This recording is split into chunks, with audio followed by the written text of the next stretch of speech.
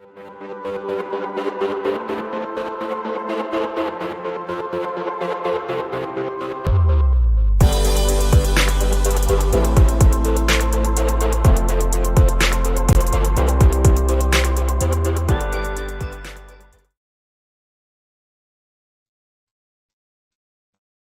everybody, welcome back to your Dawn of Drones podcast. I'm Dawn Zolda, your host and the CEO of P3 Tech Consulting. We are way past the middle of March at this point, and a month we dedicated to future industry and sponsored by Airspace Link. So thank you, Airspace Link. As I think about the future industry for drones and advanced air mobility, frankly, we can't have a viable industry without counter drone technology. And so what a great opportunity to speak with Martin Broomhead from D-Fend Solutions. He's coming to us live from the UK. So welcome, Martin. Hi, Dawn. Thanks for inviting me. Absolutely. So Martin, tell us a little bit about your background, because you have a really interesting perspective that you bring to the table. Yeah, so I suppose I come from an aviation background. I spent 25 years in the military, flying for the British Army. I flew helicopters throughout that time, and so yes, you're right. I do come with a sort of an industry inside knowledge, if you like, of what it's like to be an aircraft flying through the sky at risk of hitting objects. Yeah, that's hugely important, Martin. I don't know if you know this, but last week I spent a week in class, flight school, to prepare for my Part 107 test here in the US. And I really formed an incredibly deep appreciation for crewed aircraft and flying around there and having these smaller drones and someday really the bigger ones too, and what that's going to look like. So that's probably a great segue to roll this video we have of D-Fend Solutions products, and then every day, drones are improving lives, optimizing operations, and transforming societies. But a small portion of operators are causing chaos, endangering lives, and posing a threat to safety and national security. Traditional counter-UAS solutions are often not suitable as the sole component of a counter-UAS strategy. They can interfere with communications and authorized drones and cause collateral damage or even fail to detect the threat. D-Fend Solutions focuses on the real threat: dangerous drones that can carry heavy payloads, travel long distances, and are readily accessible. Enforce Air, D-Fend Solutions' flagship counter-drone solution, protects military, public safety, airport, border, VIP, prison, major event, and critical infrastructure environments. It has been deployed hundreds of times worldwide. Enforce Air features radio frequency cyber takeover technology. It automatically detects, locates, and identifies rogue drones and their pilots, and then mitigates the drone. Enforce Air is set up quickly. The hardware is compact and can be rapidly disassembled, moved, and reassembled for operational flexibility. As soon as rogue drones enter the protected area, they are detected and an alert is immediately activated. Their unique communication identifiers are extracted and the takeoff location is discovered. Enforce Air's unique takeover technology automatically takes control and operators lose their communication signals. They cannot control their drones or renew contact. Authorized drones in the area are unaffected. The rogue drones are sent along their designated route, ending in a safe landing. A safe outcome is achieved without disrupting the continuity of communications, commerce, transportation, or everyday life. D-Fend Solutions constantly develops new capabilities to always stay a drone threat ahead.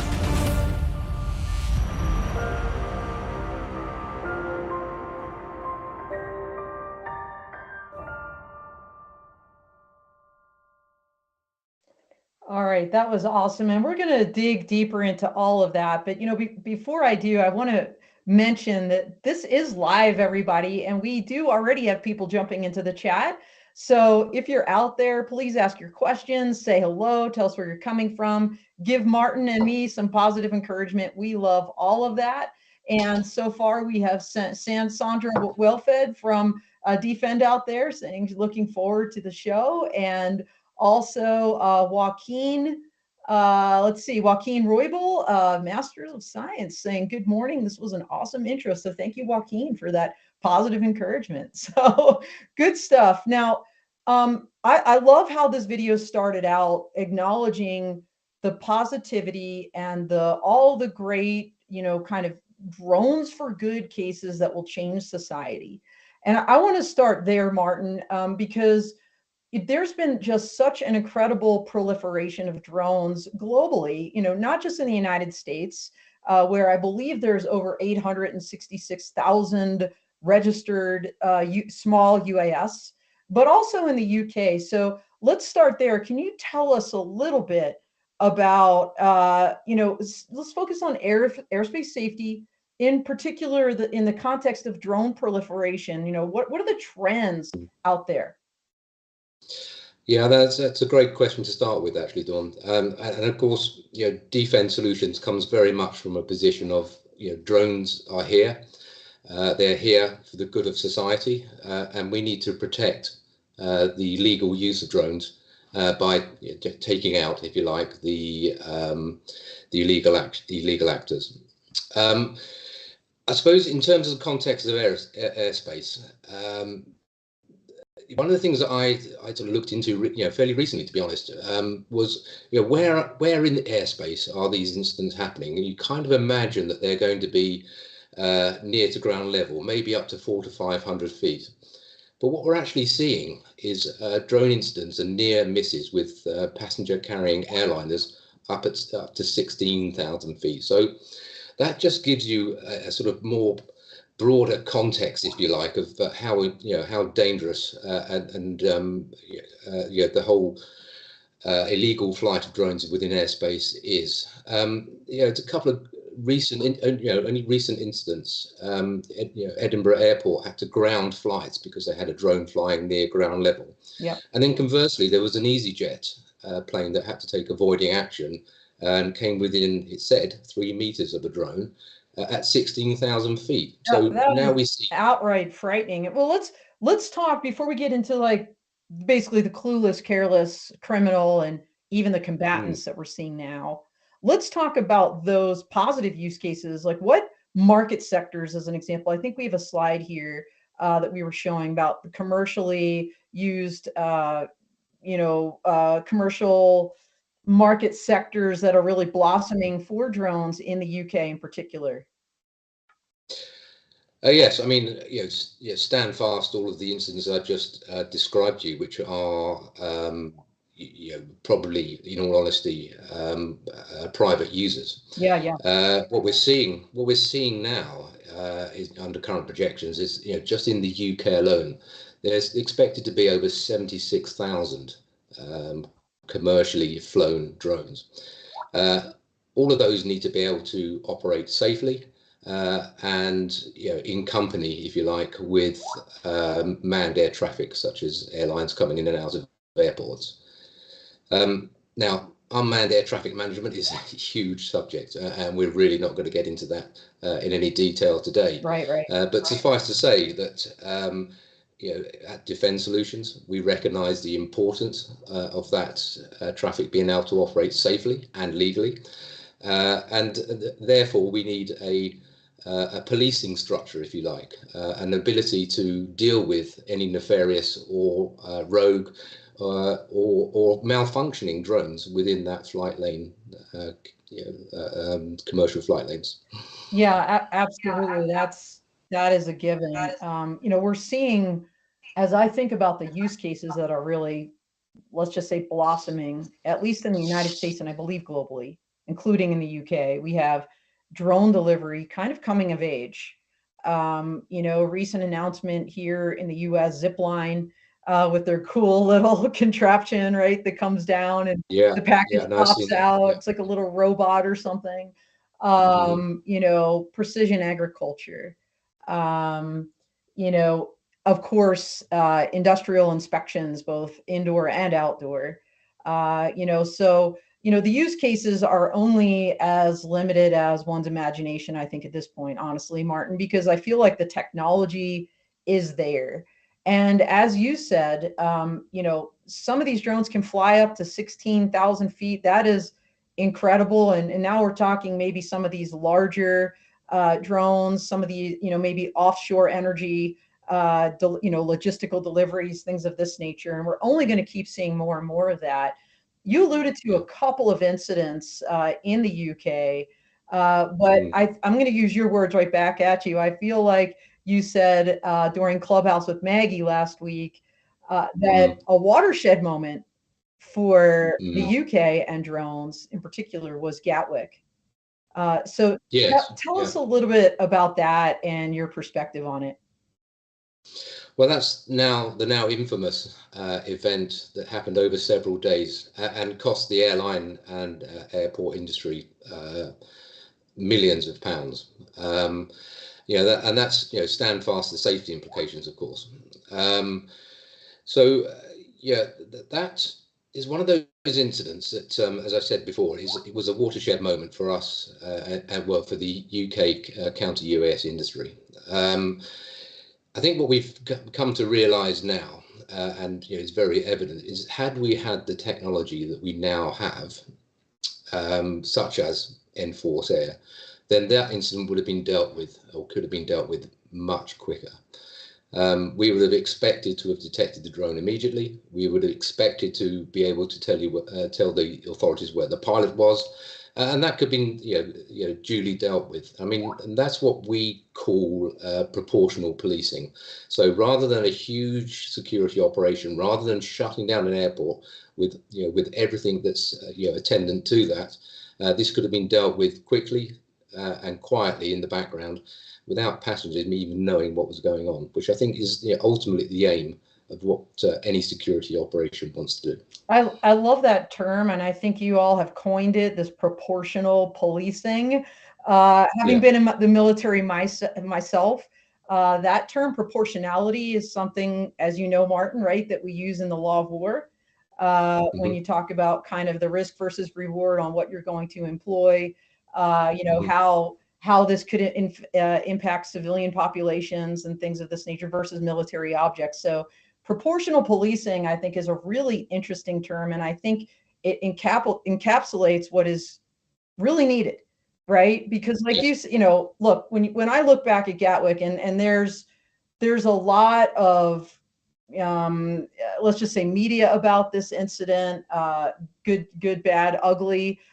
People questioning, was there even a drone involved, because they never got a picture of it. They arrested some people, had to let them go. I mean, it was just the amount of money, not just of the incident itself, but then let's just call it the diagnostics on the back end, that kind of investigation to determine what the heck did actually happen, to be able to prevent that and alleviate that on the front end in a way that's transparent to the public and in a way that also protects them is really key. So, and I know that's what you're doing. Let's talk about some of the other, like airports. That's a big one, right? So it's not just Gatwick. In the United States alone, I believe every single month our pilots are reporting hundreds of drone sightings. Our FAA has a website that tracks these. That is frightening when you're talking about the airspace levels we're talking about. Obviously some of them are low level during takeoff and landing. But we're also seeing, when you think about proportional policing, it's not just the police, it's critical infrastructure. It's things like prisons.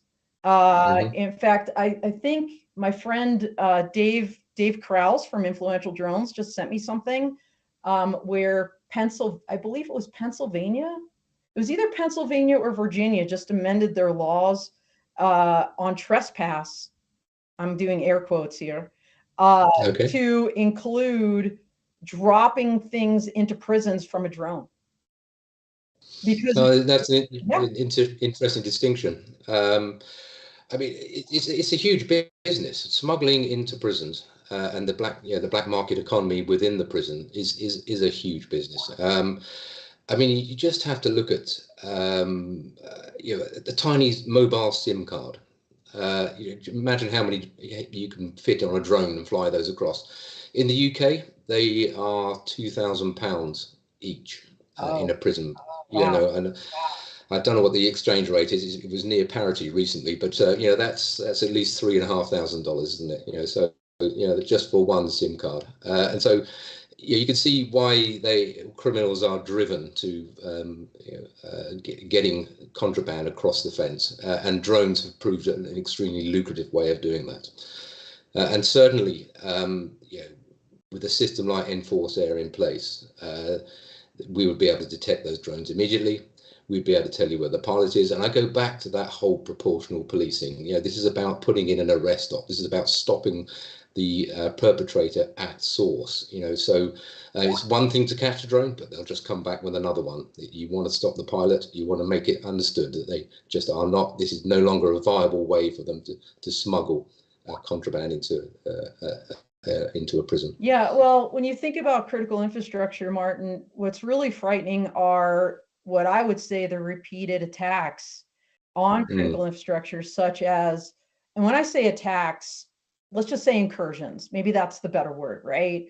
Because nothing's been blown up, at least in the US and UK, to my knowledge. But certainly in Saudi Arabia, there was a drone attack on a civilian airfield a couple years ago. But what we're seeing are these incursions, right? Probably surveillance, maybe testing the waters around nuclear power plants, energy type of power structures, things of this nature. It's almost becoming, I don't want to say routine, but maybe a little bit more frequent than I know I'm personally comfortable with. So let's talk about the different configurations then, because you're mentioning this proportionate policing, and so not everybody needs, like, let's just call it the full Monty, right? You don't need like 50 different units around a stadium, as an example, during a football game, which, by the way, is also another place that's been kind of a common location where drones are either purposefully or errantly flying into controlled airspace in the United States, football being, the National Football League, as opposed to soccer on your end. That's what we call your football. But tell us, we won't go into that about the configurations. Yeah, so it's interesting that you raised football stadiums, just as we'll go back to that for a second. We had a recent incident with and I can't, I'm afraid, go into who was operating the system and when, but let's just say it was a major football, or soccer, as you would say, event, and there was an incident where an individual was, as it turned out, just trying to get his YouTube moment. Was just building up some film, and was flying the drone outside of the stadium, but very close to the stadium. And there was a risk that if that drone crossed into the stadium with 90,000 people in there, then that would have caused a major incident, as you can quite imagine. Mass pandemonium. And I unapologetically go back to the proportional policing line, because what the system was able to enable for the operator was that we were able to detect not only the drone, but where the pilot was. And in this case, the pilot had chosen to launch his drone and then walk back into the car park and climb into his car, thinking that he was safe to operate there without being detected. Well, within 5 minutes, there was a knock on his window. The drone pilot was arrested. The drone was confiscated, and to my knowledge, he was prosecuted. So that's a great example, again, of where we've contained an incident, through the use of this cutting-edge technology. Well, that is a great example. And can you walk us through, Martin? I think we have a slide of the different configurations, because you have, I believe, a mobile iteration. You've got a tactical unit. You've got one. Yeah. Oh, here we go. That's what, I was just waiting for the slide to come up. Yeah, there you go. Why don't you walk us through that? Yeah, you go. So look, yes, you're absolutely right. So there are multiple ways that counter-UAS capability can and should be employed. And here's a couple of great examples. In the top left and the top right, we have what we call our directional antenna. This is a narrow cone, but long range antenna. And this is ideal for situations like long borders, or as we use it in the UK for airports. So it's, stares down the runway and looks way out into the extended centre line. So protecting aircraft in those critical moments when they're both landing and departing. On the bottom left is the what we call the tactical system. Now this this is particularly useful in a multitude of ways because it comes in 3 Peli cases, easily transportable in the back of any small vehicle, and can be out of the Peli cases and operational. Well, the company record is 3 minutes, but wow. I would suggest that that's it's 5 to 10. But even so, that you can see that is a rapid deployment of a counter-UAS capability. On the right, we have what we call the covert vehicle deployment. Now, this can be fitted to any vehicle, and again, in 10 minutes and taken off without any modification to the vehicle. And this is used for both mobile deployments in airports, so protecting perimeters, moving to the area of an incident, or even convoy protection. And we've seen it used widely for that in many areas, many countries. Oh, that's awesome. And I love the rapid nature at which someone can deploy this when needed. We've got some great comments coming here in the chat, and Joaquin is kind of aghast that there's more than 800 flights disrupted. I think that was the Gatwick scenario. That was crazy, that particular one. And Chris Genesis, he makes a great point. His comment is, there's no doubt counter-UAS is integral to create a healthy space for the industry to thrive. Yes. I guess the only negative thoughts I have on it is sometimes counter-UAS companies embellish or the accurate counts on near misses to gain funding or get buy-in. And point taken. I don't know that people are actually embellishing, because those statistics, at least the ones I mentioned and the ones on Martin's slides, are real. They are factual. So there's no embellishment there. In fact, hopefully we can drop this link in the chat for everybody. Just published a Newsweek op-ed today about counter-UAS and the waning authorities here in the United States that hang in the balance. And there's a lot of statistics in there, all from, by the way, testimony to Congress from the Department of Homeland Security and Department of Justice. So again, not making these things up, no embellishment. This stuff is real. And frankly, the only, all it takes is one, right? It's just like, I'll call it one and done, because one really bad incident, and thank God with Gatwick, nobody was actually injured or nobody died. There was no significant amount of property damage. It was just an interruption that cost that much money. Imagine a real scenario where somebody is killed, right? So I don't think it's hard to imagine, honestly, because we're seeing things in the Ukraine, on the Ukraine-Russian battlefield that are, I think, changing the game for everybody. And especially, and Martin, with your military background, I'm sure you would concur, commercial drones and the way they're being used, and not a great logical leap to think, all right, if they can do that there, they can do that in pick a country's homeland, right? So, I think we are hitting, honestly, critical mass. And in fact, you guys have a really cool drone incident tracker on your website. So again, more facts. These are all pulled from real world incidents that anybody can go to the D-Fend Solutions website and check out. One of the ones that jumped out at me, Martin, and I know we talked about this with some of your colleagues last year a bit, but I still think it's amazing. The incident in Slovakia with the Pope. The Pope incident. The Pope incident. The Pope incident. Tell us about that one. Well, I think it's well publicized and it's in the public domain. So this is one of those few incidents that we can talk about. But this is again just another great example of the security equipment, such as Enforce Air, doing its job in the background and allowing somebody as eminent as the Pope to continue with his business. I mean, in the past, they may have had to call in a major security operation. The Pope would have been whisked away. All of those thousands of people that had gathered to see him would have been disappointed, and of course, the visit would not have been a success. However, in the event, our system was deployed. It did detect a drone, and the authorities decided in this incident to fend off the drone, to send it back to the pilot. They deemed it not to be a nuisance rather than a key threat. Of course, they did have the option, should they have chosen to do so, to take control of the drone, to land it wherever they wanted to. And in either option, they were able to would have been able to locate where the pilot was and deal with that. And so, again, and I keep coming back to this, and I will keep coming back to this, proportional policing of a security incident. Yeah. So, and when you said thousands, I mean, we're talking over 60,000 people that had gathered there to hear the Pope during this particular mass. Another one of these VIP significant mass gathering type events, where, like you said, in this case, it was a nuisance. Great.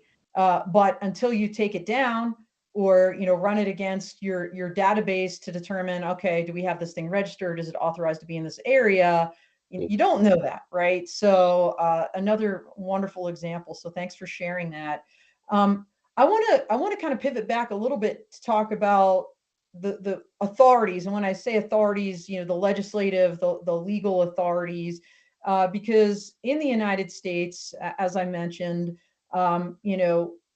ours are, let's just say, hanging by a thread, right? We had authority that came, I believe it was in the FAA Reauthorization Act that was sunsetting this past September, October timeframe. And it was kind of extended and then extended again. Yeah. And, everybody's wondering what's going to happen. Yeah. Because what that authority gave was to the Department of Homeland Security, Department of Justice, United States Coast Guard, which, by the way, everybody is part of DHS and not part of the Department of Defense or military. It gave them that authority to detect, identify, track, and, under the right circumstances, mitigate that threat. Yeah. Right. And their approval authorities, and everybody issued their own policies and everything like that. But everybody's wondering what's going to happen with that. So we've got the FAA Reauthorization Act coming up this year.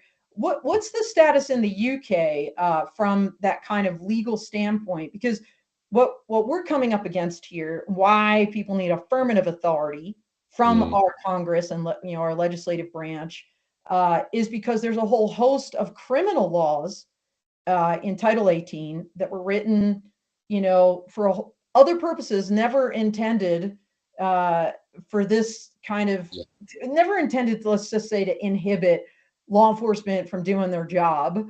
In fact, it was more to protect privacy, things like the Wiretap Act and the Pen Register statute, et cetera here. What's your parallel over there in the UK? How's that looking?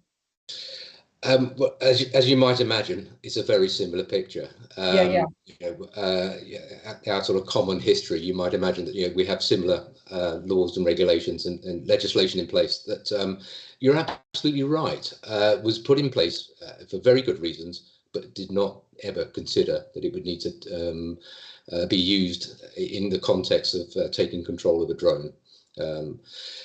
We just to list a few. We have and I'm reading from my list here. Forgive me, but you have the Computer Misuse Act. We have the Investigatory Powers Act, the Criminal Damage Act, the Aviation Maritime Security Act, the Civil Aviation Act, the Air Navigation Order, and then we have to dial in people like Ofcom, which is our RF. Frequency control organization within the country. So you can't transmit without a license from them.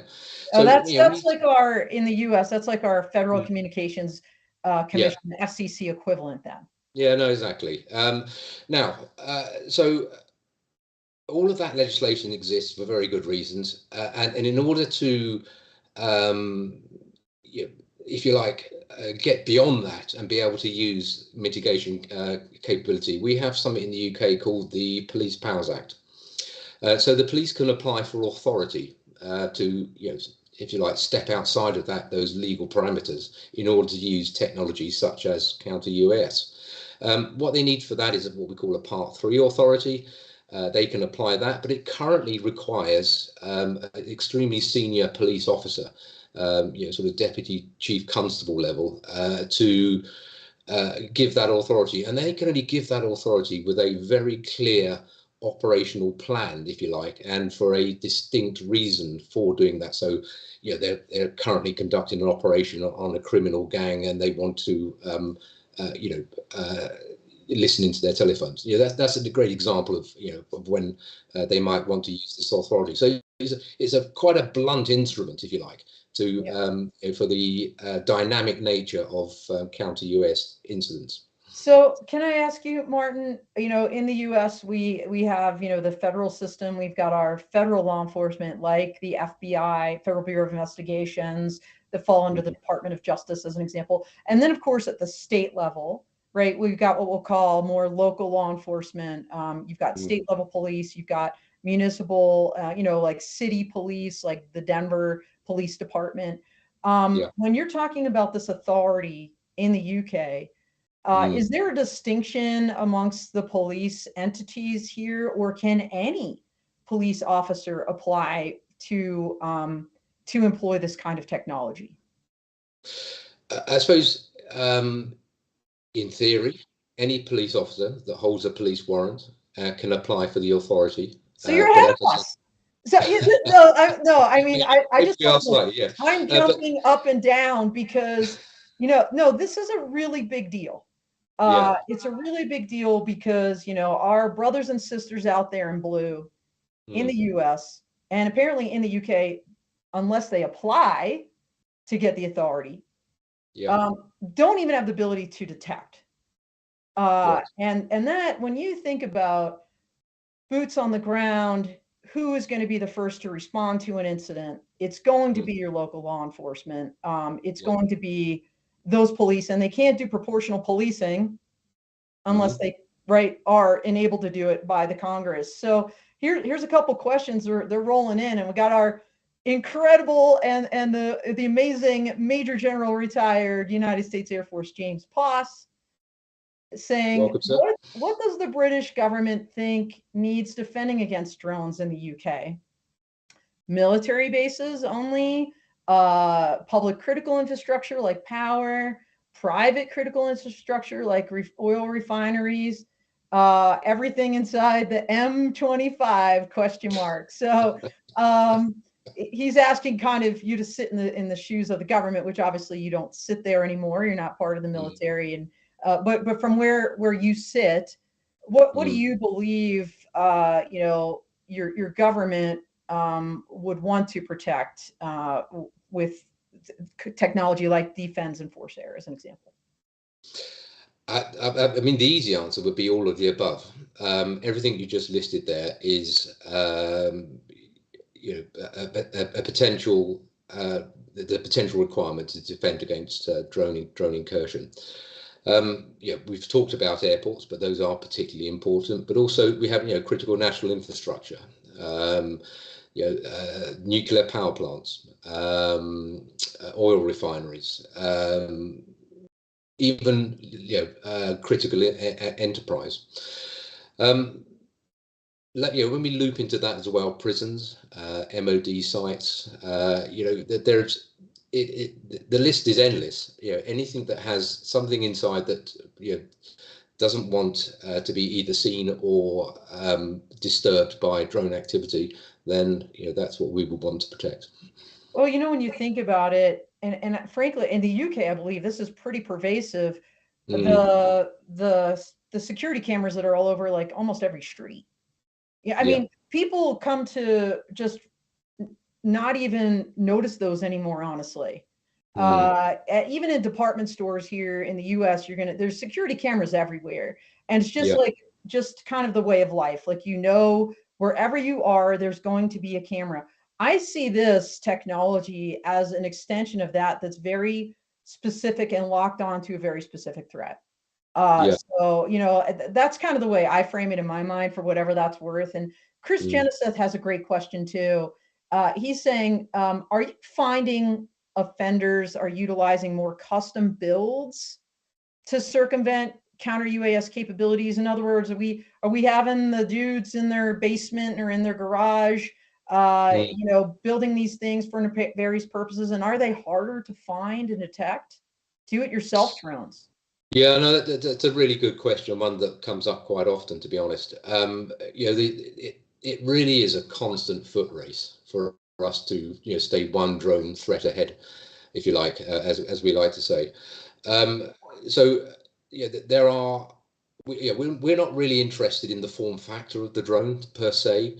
It's about the communication protocol. So we ensure that we have a wide selection, including DIY and all the commercial available communication protocols. We ensure that we have those in the library so that we can detect that broad range as as it was just described. We're never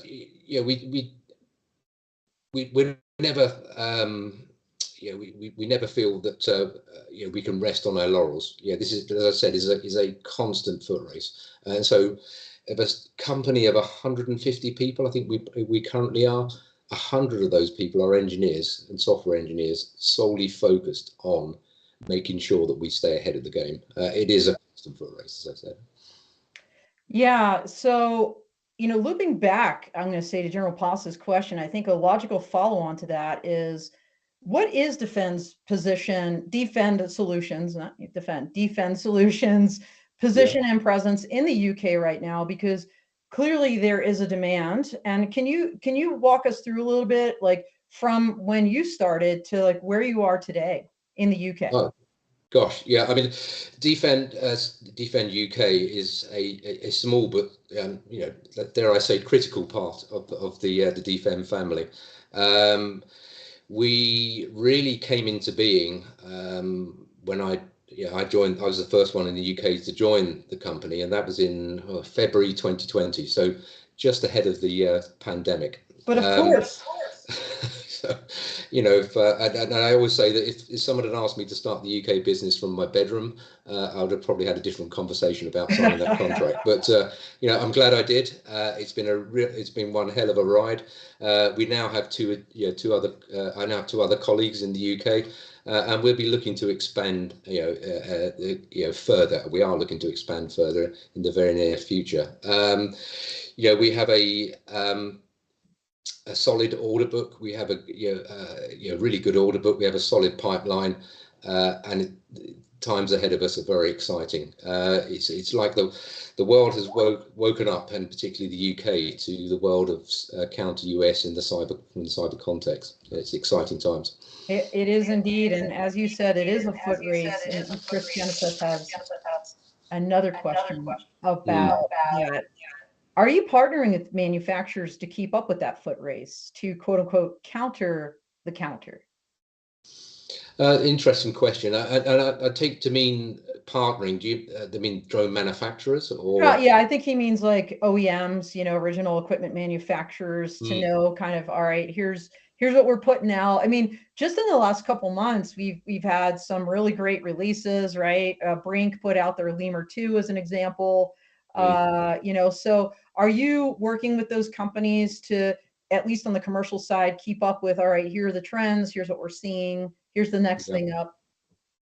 I'm not aware that we're working directly with drone manufacturers, if that's the question. I think we would be delighted to do that. I think there is a synergy in terms of understanding and all drone manufacturers want to provide their drones to legal and law-abiding citizens, that use them responsibly. They will understand that where those drones are used illegally, then it's not in their interest for that to be able to to continue. So the idea that there is a system out there that can deal with that, that's in Enforce Air, you imagine they would quietly maybe welcome that. Yeah, I was going to say, everybody out there, if you're listening and you're an OEM, or you are part of a group that's affiliated with an OEM, there's your open door invitation to work with D-Fend and in a way that will advance the industry. Now, you mentioned, Martin, several different use cases that you're involved in the UK, whether it's military, homeland security, airports, of course, law enforcement, prisons, infrastructure. When we look towards the future, I think UAS traffic management is another one of those areas, one of those, let's just call it sectors. It's because I think it's going to create its own sector, if you will, because it will be privatized, I think, it's absolutely globally. huge. Absolutely right. Yeah. Absolutely. I think it's key that the UTM folks, that those ecosystem partners that are out there, start thinking about this now, right? No, absolutely. And I think what we're seeing now is, that is already very much the case. Globally, there is a lot of work going on in the US that I'm aware of, and I know that we're involved with. That links into both NASA and the FAA. Now, I'm not at liberty to go into detail about that today, of course. So bringing it back into the UK, we're already having conversations with UTM companies that are looking to form a UTM framework, because they recognise that. Okay, so there's all these cooperative drones flying along legal flight routes, if you like. What happens if something goes wrong? What if a drone malfunctions and starts to behave? How would you deal with that? What happens if a nefarious individual decides that they want to fly a drone into that lane and cause an equally catastrophic incident? How would you deal with that? And this is, I think, front and center is our technology here, because not only can we detect the drones, we can tell you which drones should be there as well as which drones shouldn't be there. So we're being able to differentiate between that is critical, I think, to safe management of a unmanned traffic management system. I'm sorry, I keep bringing back military terms here, but when you say, be able to distinguish between essentially a good drone and a bad drone, you're talking about the principle of distinction in the law of war, right? Like, it applies in the domestic context as well. You need to know who the bad guys are, who the good guys are. And that's really difficult in general when you're talking about a drone, like reading intentions of a robot that's flying around in the sky when you don't really know. So I love that your technology is able to distinguish like that. And I think it's critical. I think it's also critical, when we think about the future, advanced air mobility. Right? Because a lot of discussions lately about what is this going to look like. You mentioned the word corridor. Will there be flight corridors for electric vertical takeoff, landing aircraft, advanced air mobility aircraft? Will they be fully integrated into the airspace, like HAI, the Helicopter Association International is they're proposing that scenario of let's not segregate, let's integrate. What does that look like? Lots of discussions here, but this counter drone discussion needs to be a part of the bigger picture when we're talking about all of these future iterations of the drone industry going forward. Would you agree? Yeah, no, absolutely. I mean, for every as I said before, the UTM is a huge subject, and everything you just described is absolutely right. But there will need to be a policeman in all of that. And so I think you should, I'd like to think that, D-Fend Solutions and the M4 Air system can be part of that policing solution. Which ultimately it just allows the safe use of unmanned air vehicles. Absolutely. And, again, the actual policemen and women need the authority to then employ it. So that's what I'll say about that. We are like 1 minute out, Martin. I knew our time was going to fly together. No pun intended. So question, how do folks, when they want to collaborate with you or learn more about D-Fend Solutions, UK or otherwise, how do they do that? I think I speak for everybody in D-Fend Solutions when I say that there's nothing that we like more than to tell anybody that will listen, in fact, about the M-Force air system, how it can detect, identify, mitigate specific drones, and especially, something we haven't really covered today, especially without causing any effect to anything else in the in and around the drone that we're affecting. In the first instance, I would encourage people to visit our website. We have incredible content on there, and I know Jeffrey and his marketing team are working on that on a daily basis. So please go and visit that. Secondly, make contact. Arrange a demo. I think in the UK we have a demonstration site, and we do regular demonstrations there, and people are welcome to come to that. But it's there's nothing that I like to hear better after a demonstration than it's the customer saying, right, I'm impressed.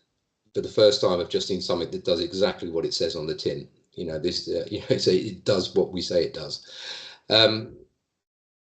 Yeah, I mean that in the broadest context is how I think we would like to engage with people in the future. Well, it's awesome, and thank you so much for taking time today. We are 1 minute over. Chris has another question, but you know what, Chris, I know you're out there. I'm going to bank this question. Guess why? Fun fact: D-Fend Solutions is doing a 4-part series this year, 1 a quarter, and you just heard Martin, part 1. So we're going to bank your question for later. And that question is two-way communication, maybe between counter-UAS technology, UTMs, operators. Is that in the works for the future? So we're going to hold that one for a future segment. And we are going to just say farewell for now. Thank you, everybody. It was an awesome chat, awesome discussion with you, Martin. And everybody, we are out here.